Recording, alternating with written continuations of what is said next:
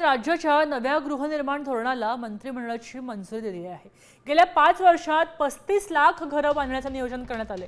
प्रत्येक नागरिकाला 2035 पूर्वी शाश्वत, सुरक्षित आणि पर्यावरण स्नेही घर मिळावं याचं नियोजनच या धोरणामध्ये केलं गेले। EWS, LIG आणि MIG या घटकांना घरं देण्याचं उद्दिष्ट समोर ठेवलं आहे। आज मंत्रिमंडळाने महाराष्ट्राची नवीन हाऊसिंग पॉलिसी, नवीन गृहनिर्माण धोरण हे मंजूर केलेलं आहे। या धोरणामध्ये सामान्य माणसाला घर कसं मिळेल, माझं घर माझा अधिकार, वर्किंग वुमेन्सचा विचार केलेला आहे, विद्यार्थ्यांचा विचार केलेला आहे, कामगारांचा विचार केलेला आहे।